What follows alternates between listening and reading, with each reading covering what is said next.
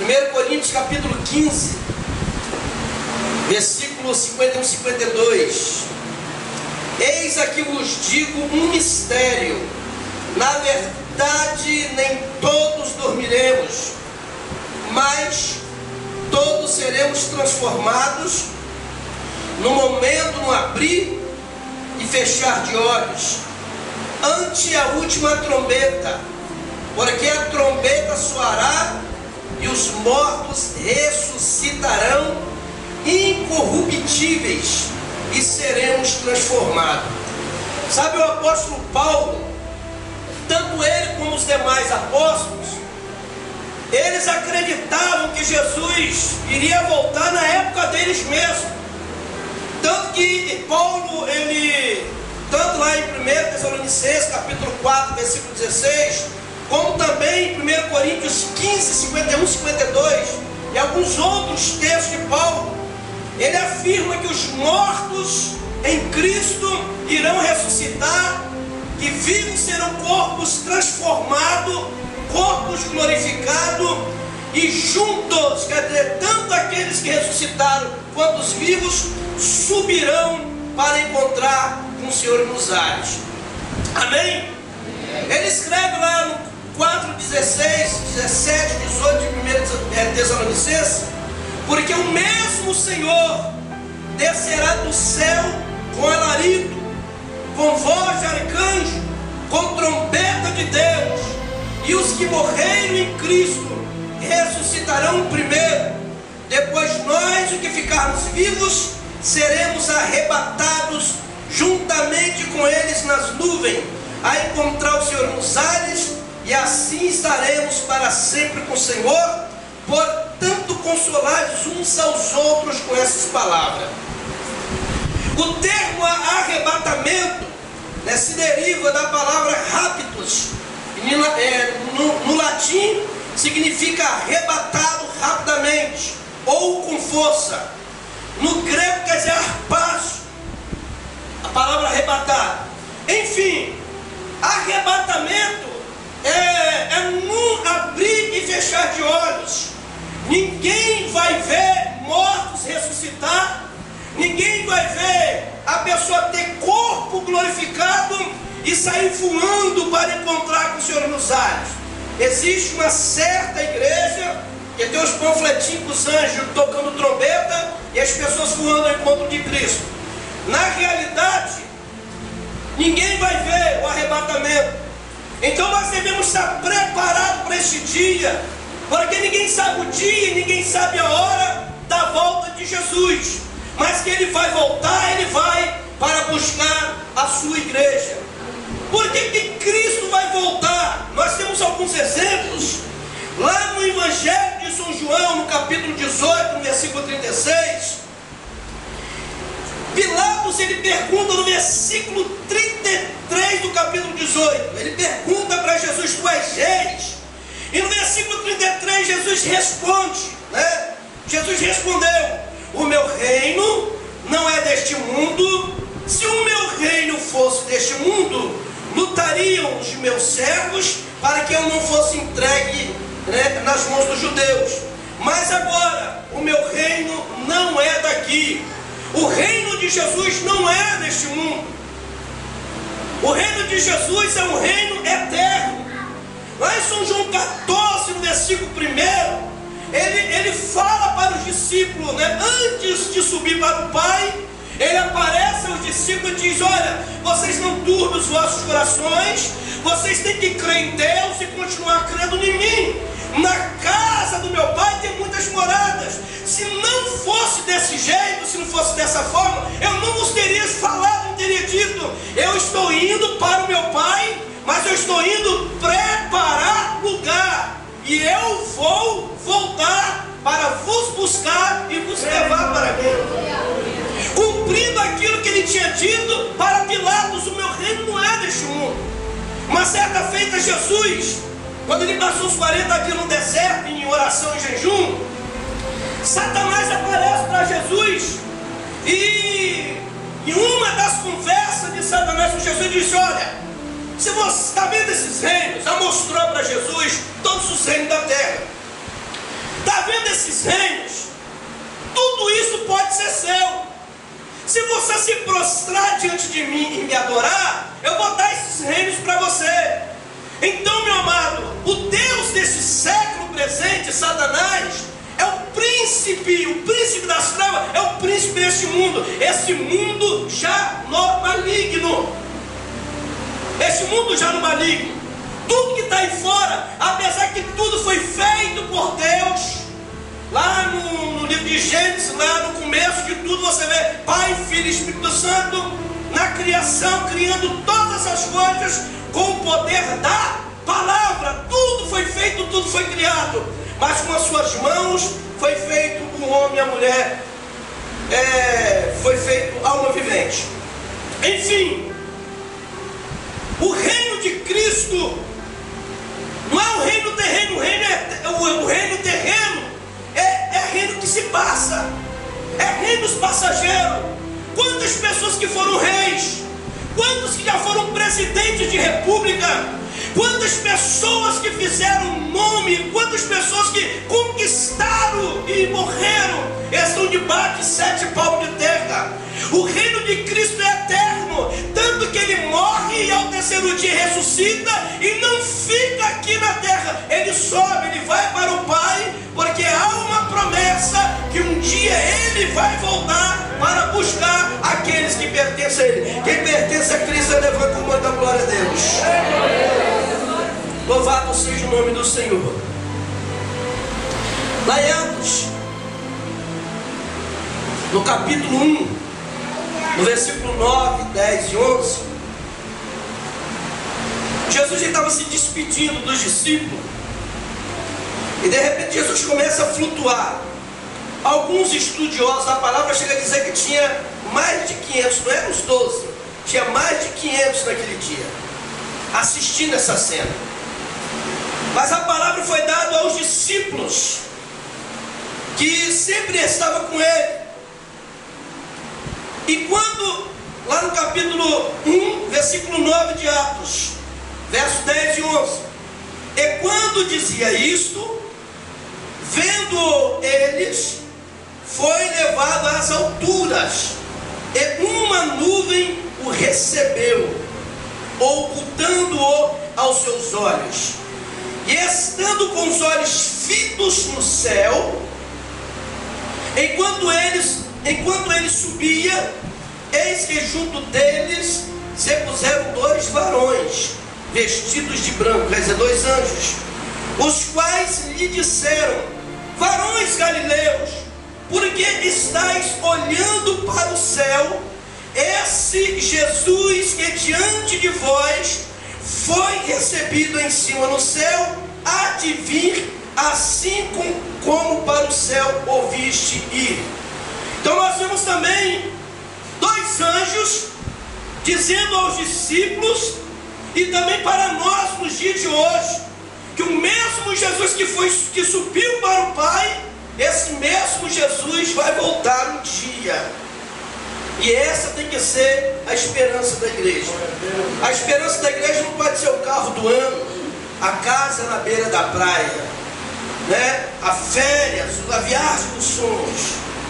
A esperança da igreja tem que ser esse grande dia, porque muitas pessoas se preparam para tantas coisas, mas alguns se preparam para poder ter um encontro com Deus. Quantas pessoas que ouviram falar de Jesus, até frequentaram uma igreja, tiveram a oportunidade de ouvir o apelo, às vezes não levantaram a mão porque estavam ainda pegados às coisas do mundo, e a Bíblia é clara: não ameis o mundo, nem o que no mundo há, porque todo aquele que ama o mundo, o amor do Pai não está nele. Mas tem pessoas que estão apegadas ao mundo. E Jesus, ele subiu para o Pai, para preparar lugar para aquele que crê na promessa que ele vai voltar um dia. E tanto aquele que morreu quanto aquele que está vivo, quando Jesus voltar para buscar a sua igreja, os mortos, aqueles que morreram, aqueles que estão no pó, a Bíblia diz que o fogo vai ter que dar conta dos corpos, a água vai ter que dar conta dos corpos, e a terra vai ter que dar conta dos corpos. talvez ficamos imaginando como é que um corpo que foi consumido pelo fogo, porque muitos cristãos foram queimados vivos. Como é que um fogo queimado pelo corpo vai voltar a ser corpo? Tudo pelo poder da palavra. Porque pela palavra tudo foi criado. E pelo mesmo poder da palavra, pelo poder da palavra, os que morreram, não importa onde o corpo está, não importa se não existe mais nenhum resto mortal, mas o fogo, a água e a terra vai ter que dar conta dos corpos naquele dia. Bate o pau e glorifique o nome do Senhor. No capítulo 14, no verso 2, Jesus disse assim, ó: na casa do meu pai há muitas moradas. Vira para a pessoa que está do teu lado: ó, tem muita morada lá em cima.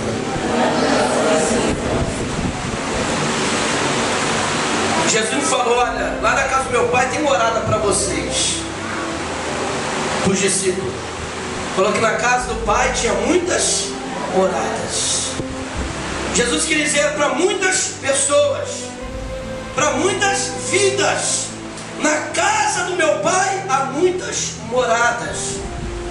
E se não fosse desse jeito, eu não teria dito: eu estou indo para o meu pai, mas eu estou indo preparar lugar. Sabe quando às vezes você está esperando alguém, né? Alguém liga para você, ou manda, às vezes de longe, um parente, um amigo: olha, fulano, eu vou na sua casa. E de repente vai para passar um dia, 2 dias, e a primeira coisa que você tem que fazer é o quê? Preparar um lugar. Se não tiver um lugar para dormir, você, o jeito vai ser dormir na sala, mas arrumou um lugar na sala para dormir. Nem que seja no sofá, botar um colchão no chão, mas tem que se preparar um lugar. E Jesus ainda falou assim: olha, eu vou para o Pai, mas eu vou preparar lugar. E depois que eu preparar lugar, eu vou voltar para vos levar para mim. E vocês já ouviram várias vezes que tudo nos mostra que Jesus está às portas. Nós vemos nos dias de hoje a poluição dos rios e dos mares, aquecimento global. Às vezes os governos tentam esconder, mas está acontecendo. As geleiras estão se derretendo. O oceano está subindo de 3 a 4 centímetros por ano. Enchentes, terremotos, maremotos, guerras, conflitos, falsos profetas, pai contra filho, irmão contra nação, pestilência, câncer, ébola. Nesses últimos tempos nós ouvimos falar de mal da vaca louca, gripe aviária, gripe asiática e tantas outras doenças que têm aparecido. Tudo isso é um sinal da vinda de Cristo. E muitas das vezes nós vemos, às vezes na televisão, o aumento da violência, e as pessoas já acham normal abrir um jornal e ver aquele tanto de pessoas que morreram assassinadas de um dia para o outro. O homem muitas das vezes perdeu o amor por si mesmo e o amor pelo próximo. As pessoas estão se matando umas às outras, mas tudo isso é cumprimento da palavra. Então Jesus está voltando. Amém? E existe 2 formas da volta de Cristo. Você sabia disso? A primeira é que ninguém vai ver. Esse arrebatamento é para a igreja, chamada de gentios. Os judeus, eles serão salvos por promessa que foi feita a Abraão. É claro, os judeus que ainda têm Deus como Deus na vida deles, não os judeus que se tornaram muçulmanos, idólatras, feiticeiros, que saíram, debaixo da promessa por adorar a outros deuses. Mas os judeus que continuam, como Deus em prioridade na vida dele, esse está debaixo da promessa. Eu não quero entrar aqui em tudo aquilo que o Apocalipse diz, mas eu quero falar uma coisa para você. Depois do arrebatamento da igreja, haverá entre as das nações, desespero. O desespero vai ser grande porque milhares e milhares, milhões de pessoas vão desaparecer. Vai subir pessoas no Brasil, em Portugal, no continente africano, na Ásia, em todo lugar, em todo o noticiário vai se ouvir falar que sumiu pessoas. Haverá desespero de pessoas procurando seu ente querido, mas aquele que conhece a palavra de Deus sabe que aquilo ali foi o arrebatamento da igreja. Às vezes a mulher que servia a Deus, o marido não queria nada com Deus, ela soube, ele vai ficar. Ele sabe do arrebatamento. Às vezes os pais serviam a Deus, os filhos não queriam nada com Deus, vai procurar o pai, vai procurar a mãe, não vai encontrar. Sabe que foi o arrebatamento. As pessoas vão saber. Haverá um tempo que se pensa que é de paz, porque o anticristo vai começar a governar o planeta Terra. Aí vai ter casa para todo mundo, porque eu vou subir, minha casa vai ficar aí. Você vai subir sua casa, seu emprego, seu carro, tudo que você tem vai ficar aí.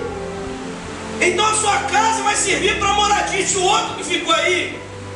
Então são milhões de pessoas que vão deixar para trás seus empregos, a sua casa, a sua fortuna, aquilo que conquistou, vai ficar para trás, porque foi levada para a glória, para o Senhor. Aí Satanás, o anticristo, ele vai começar a enganar as pessoas. Vai ter emprego para todo mundo, vai ter comida para todo mundo, vai ter moradia para todo mundo, e as pessoas vão ser enganadas. Então vai chegar um tempo em que Deus vai derramar sobre a face da terra a sua ira. A Bíblia fala sobre os ais. Toda vez que a Bíblia fala da palavra ai, quer dizer palavra de dor. Haverá a ira de Deus derramada sobre a terra. Até essa parte do mar vai se tornar em sangue. As águas vão se tornar em sangue. Subirá da terra, vai subir demônios. Que a ferroada desses demônios vai ser pior do que ferroada de escorpião. Demônios que vão vir para comer a carne do ser humano. Vai ter pessoas que vão dar tiro na cabeça, facada no coração, vai se jogar de cima de montanhas para querer morrer, mas não vai morrer porque a morte vai estar presa. Quer dizer, a alma e o espírito não saem do corpo. A pessoa vai sentir dor, vai sofrer, mas não vai morrer. Vai ser terrível para aquele que fica aqui. E o anticristo, ele vai querer colocar o governo dele aonde? Em Israel, mais lá para frente. Ele vai querer colocar o governo dele em Israel. O templo de Salomão será restaurado. E ele vai colocar os pés dele em Israel e vai querer obrigar os judeus a adorar ele como Deus. Muitas nações estarão se prostrando diante dele, tendo ele como Deus, porque ele vai resolver os problemas das nações. Quando a Bíblia diz do 666, o número 7 é o número da perfeição, o número 6 é o número do homem. 666 é um homem 3 vezes mais sábio do que Salomão. Porque o aumento do homossexualismo nesses últimos dias, porque o anticristo não terá prazer por mulheres, será um homossexual. Aí você viu o aumento, é Satanás preparando a terra para a chegada do anticristo. Sabe por que o anticristo ainda não apareceu como homem? Porque a igreja de Jesus ainda está aqui, mas depois que a igreja subir, ele virá para reinar aqueles que ficaram. Amém? Glória a Deus. Essa é a verdade. E às vezes ficam preocupados com tantas coisas, irmãos. As pessoas não sabem. Sabe, aquele que morreu e foi para o inferno, ele vai estar mais feliz do que aquele que estiver em vida aqui. Porque no inferno o sofrimento é na alma, e aqui vai ser no corpo, na alma e no espírito. E quando o anticristo começar a querer subir e julgar a Israel, aí sim o povo judeu vai começar a clamar pelo Messias. Amém? Porque os judeus não receberam Jesus como nós recebemos. Eles não creem que Jesus iria nascer de uma mulher. Eles creem que Jesus vai descer do céu.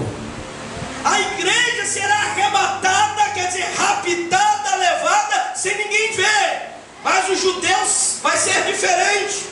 Eles vão começar a clamar a Deus e falar: Deus, aonde está o Messias? Cadê o Messias? Nos socorre. Aí sim, Jesus vai voltar às mansões celestiais. Mas o dia que ele voltar, a igreja desce com ele, volta com ele. Porque junto com ele vem um grande trono branco que é chamado de juízo de Deus. Ele não vem só para socorrer Israel, mas ele vem para julgar as nações. Toda nação que se esqueceu de Deus será julgada naquele dia. Daniel, no capítulo 12, ele fala de duas ressurreições. Uma que é para desprezo eterno e outra que é para honra e glória. Ele também está falando desse grande dia. Não está falando da mesma ressurreição que Paulo fala que os mortos ressuscitarão em Cristo. Não. Nesse dia, aqueles que morreram, aqueles que negaram o nome de Cristo, aqueles que aceitaram servir o anticristo, essas pessoas que negaram a Deus, elas vão ressuscitar já condenadas. Haverá outra ressurreição daqueles que prevaleceram na fé, porque vai ter pessoas naquele dia que não vai aceitar ser submisso ao anticristo. Eles vão perder a própria vida, vão ser perseguidos e vão ser mortos, mas não vão negar o nome de Cristo, mesmo o arrebatamento da igreja tido acontecido. Esses ressuscitarão para a glória e honra do Senhor, mas aqueles que negaram vão ressuscitar para desprezo eterno. Olha o que Daniel escreve no capítulo 12, verso 1 e 2. Naquele tempo se levantará Miguel, o grande príncipe, que se levanta pelos filhos do teu povo. Aí ele diz aqui, ó, e haverá tempo de angústia, qual nunca houve desde que houve nação, até aquele tempo. Mas naquele tempo livrar-se-á o seu povo, todo aquele que se achar escrito no livro da vida. Muitos dos que dormem no pó da terra vão ressuscitar, uns para a vida eterna e outros para a vergonha e desprezo eterno. Não está falando de arrebatamento, está falando daquele grande dia que Jesus vai voltar como juiz. Amém? O apóstolo Pedro, capítulo 3, versículo 7. Você já imaginou você vivendo na época de Pedro? De repente Deus tem uma revelação, uma visão de bombas, uma guerra. Naquela época eles mal usavam espada e lança. Você já imaginou Pedro vendo bombas correndo de um lado para o outro? Se você fosse Pedro, você escrever que você estava vendo o quê? Estrelas. Porque era uma visão futurística. Era algo que estava aqui, ainda não aconteceu, mas que está para acontecer. Depois do arrebatamento da igreja, poderá ocorrer, segundo a Bíblia, uma terceira guerra mundial, chamada de guerra nuclear. Os Estados Unidos tem bomba atômica, Israel tem bomba atômica, a Rússia tem bomba atômica, o Irã tem bomba atômica, e outros países que têm escondido. Eu vi uma reportagem uma certa feita, que a Rússia tem bombas atômicas de 40 megatons. Os Estados Unidos tem submarinos espalhados pelo planeta Terra, carregando de 1 a 10 bombas atômicas dentro de submarino. Para quem cá se for atacado por algum país, eles revidar, já são bombas de 10 megatons. Uma bomba de 10 megatons abre um buraco de 160 quilômetros, equivalente daqui mais ou menos a Linhares. Aqueles que não morrer com o impacto da bomba vai morrer de frio, porque quando a bomba explode, sobe poeira e fumaça, vai tampar a luz do sol, ninguém vai ver o sol, ninguém vai ver estrela, ninguém vai ver lua. É chamado de inverno nuclear. De 6 meses a 1 ano, inverno nuclear. As pessoas morrerão de frio e de fome. Está entendendo? Diz amém. Aí você vai entender o porquê Pedro escreveu isso. Olha ali na sua Bíblia, 2 Pedro 3,7. Mas os céus e a terra, que agora existe, pela mesma palavra, se reserva como tesouro e se guardam para o fogo, até o dia do juízo, dentro da terra como um tesouro para ser queimada. 2 Pedro capítulo 3, versículo 10, 11, 12 e 13.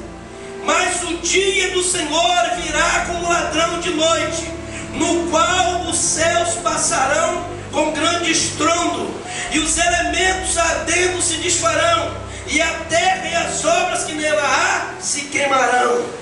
O verso 12 diz assim: aguardando e apressando-vos para a vinda do dia de Deus, em que os céus em fogo se desfarão e os elementos ardendo se fundirão. Pedro não estava tendo aqui uma visão, uma revelação do arrebatamento da igreja, mas sim da vinda do Messias como o libertador de Israel e como juiz que virá julgar as nações. Amém? Ora, Deus não manda fogo do céu e vai queimar a terra. Não. Esse fogo foi construído pela própria mão dos homens. Você viu uma bomba lá destruiu Hiroshima, a outra destruiu Nagasaki? Quantas pessoas morreram e foram as primeiras bombas construídas? Hoje existe, segundo alguma pesquisa que eu fiz, uma bomba de 10 megaton era de 10 a 15 vezes mais forte do que a bomba que destruiu Hiroshima e Nagasaki. E essas bombas estão guardadas. E por que um país, nós sempre vemos ameaça de um país contra o outro? E por que nenhum país ainda lançou uma bomba atômica contra a outra? Porque a igreja do Senhor ainda está aqui. Não é para a gente participar disso. Quando isso acontecer, nós estaremos lá na glória com o Senhor. Bate palma e exalta o nome do Senhor Jesus.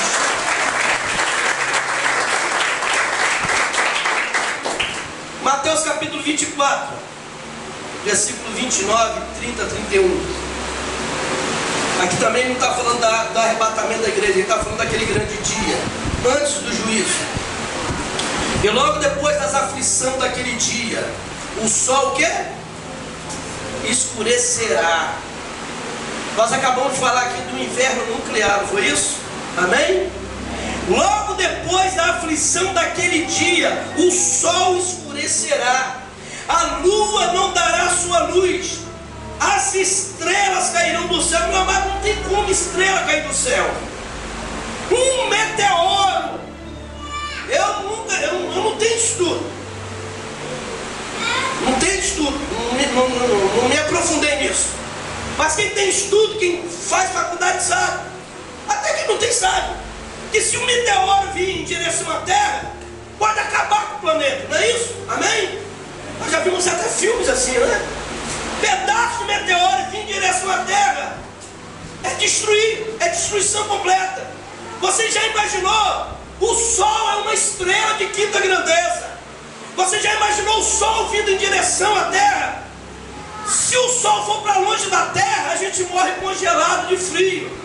E se o Sol vir em direção da Terra, não precisa nem cair na Terra. Só de ir em direção um pouquinho da Terra, nós vamos morrer queimados. A Terra vai virar cinza, vai desaparecer. Então não tem como estrela cair na Terra. Simplesmente o escritor estava vendo, era bombas caindo do céu. Dá para você entender?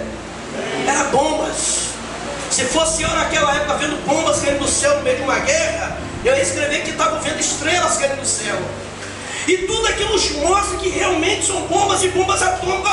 A aflição daquele dia. O sol vai escurecer, a lua não dará sua luz, as estrelas vão cair do céu, as potências do céu serão abaladas. Então aparecerá no céu o sinal do Filho do Homem, e todas as tribos da terra se lamentarão e verão o Filho do Homem vindo sobre as nuvens do céu com poder e grande glória.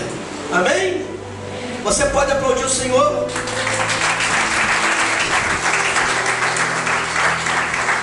Continuando a leitura, você vê que não faz parte do arrebatamento, que diz: Ele vai enviar os seus anjos com rígido clamor de trombeta, os quais ajudarão os seus escolhidos desde os quatro ventos, de uma a outra extremidade da terra. E do arrebatamento a igreja será tirada e levada, mas nesse dia não. Os anjos vão vir e recolher. Não tem vela, não tem missa, não tem conversa. Se morre sem Deus, vai para o inferno. Depois da morte vem o juízo de Deus, será julgado por Deus. Então aqueles que morrem em Cristo, servindo a Deus, no sepulcro não vai ficar. Não importa como vai morrer, o importante é que Jesus, ele vai voltar. E aqueles que morreram em Cristo vão ressuscitar primeiro. E os que estiverem vivos serão levados para encontrar com Ele nas nuvens do céu, para ir para o reino. Aquele reino que Ele disse para Pilatos: olha, meu reino não é deste mundo, porque deste mundo eu não sou. Quando Satanás ofereceu o reino do mundo para ele disse para Satanás: está escrito, somente a Deus adorarás e somente a Ele prestará culto. Amém? Então, meu amado, como está a tua vida com Deus? Não fica esperando Jesus voltar. Ah, se Jesus voltar, eu vou fazer de tudo para não negar o nome dele. Você não sabe o que vai acontecer depois disso. Coitado daqueles que ficarem para trás. Nós temos oportunidade é servir o Senhor.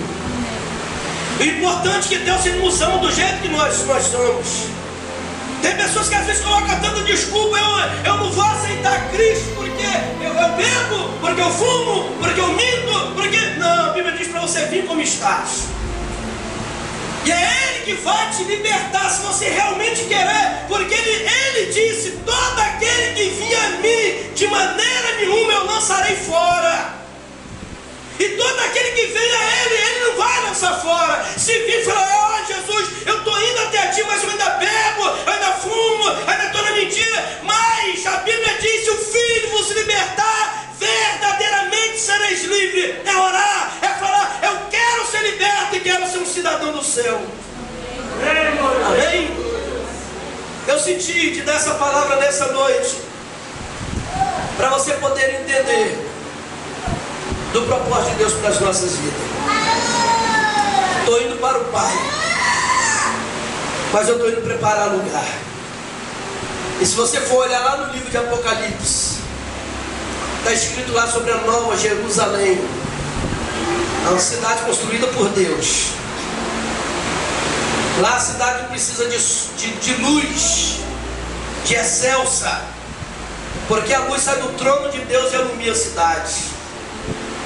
A água lá é do rio da vida.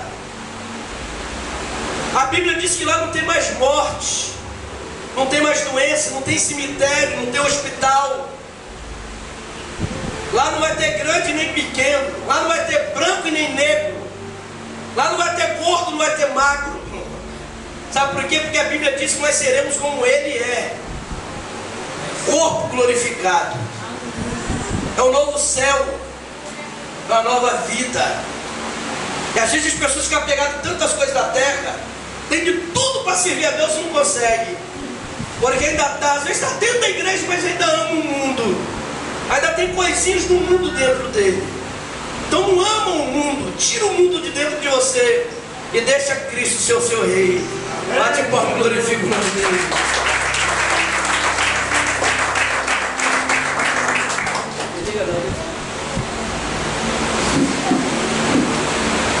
Vamos fechar o culto dessa noite com louvor.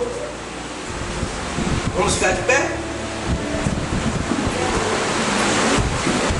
Antes eu quero fazer uma pergunta, aproveitar que de pé é mais fácil, né? Tem alguém que está afastado da presença de Deus e quer reconciliar? Ou que quer aceitar Jesus nessa noite?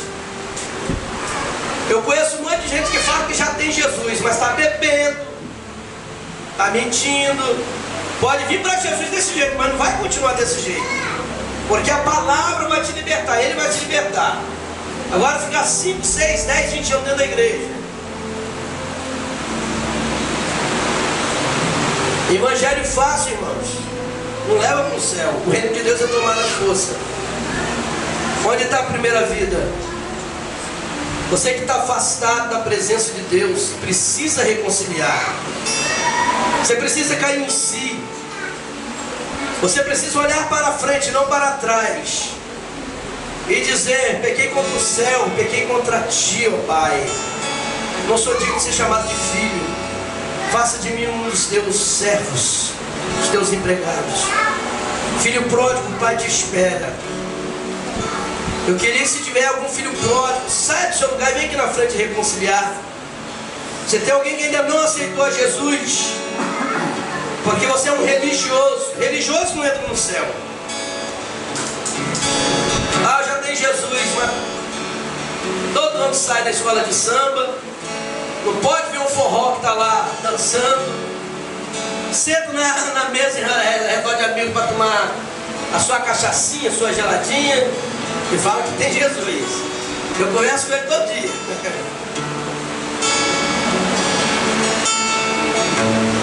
É mudança de vida, é isso que Jesus quer para nós. Ter Jesus é ter mudança de vida. Não tem? Ele vem. Vamos declarar isso? Ainda que o inferno não queira, ele vai vir. Ainda que a ciência diga o contrário, mas ele vai vir. Ainda que tenha pessoas que zombem e não acreditam, mas ele vai vir. E nós vamos subir naquele grande dia. Estaremos com ele para toda a eternidade. Eu creio nisso. Ele vem. Ele vem. Abre a tua boca e declara, brilhando como o sol,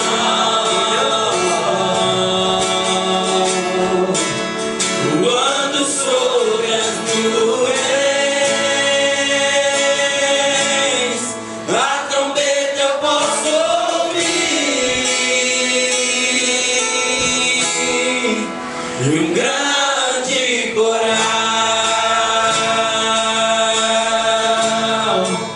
cantando uma canção, dizendo que já vem a salvação.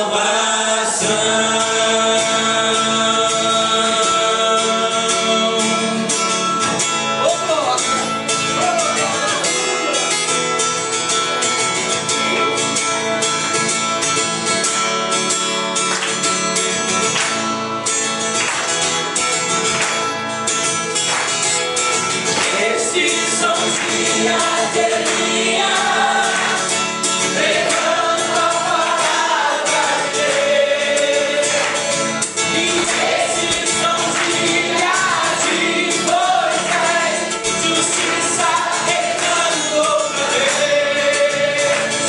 E esses são os dias de hoje, o mundo vive escravidão. Nós somos os pregadores, anunciando a volta do Rei. Ele vem, brilhando como o sol, voando sobre as nuvens, a trombeta eu posso ouvir, grande coral, cantando uma canção, dizendo que já vem a salvação.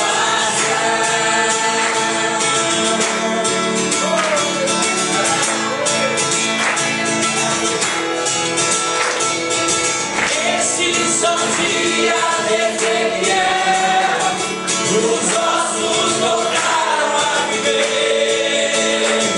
E esses são os dias de Davi, erguendo o templo de ouro.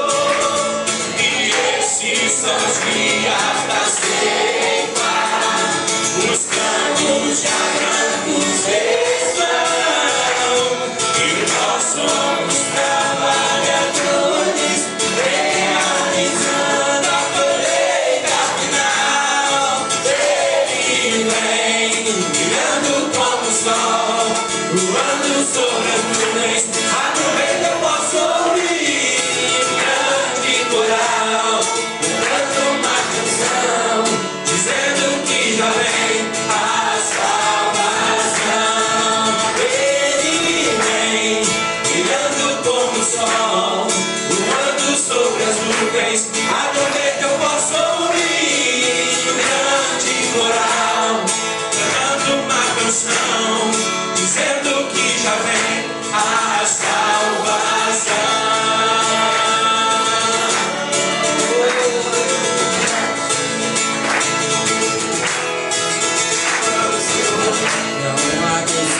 Jeová, não há Deus como Jeová, não há Deus como Jeová, não há Deus como Jeová, não há Deus como Jeová, não há Deus como Jeová, não há Deus como Jeová, não há Deus como Jeová, não há Deus como Jeová, não há Deus como Jeová, não há Deus como Jeová. Ele vem brilhando como o sol, voando sobre as nuvens, a trombeta eu posso ouvir, em grande coral, cantando uma canção.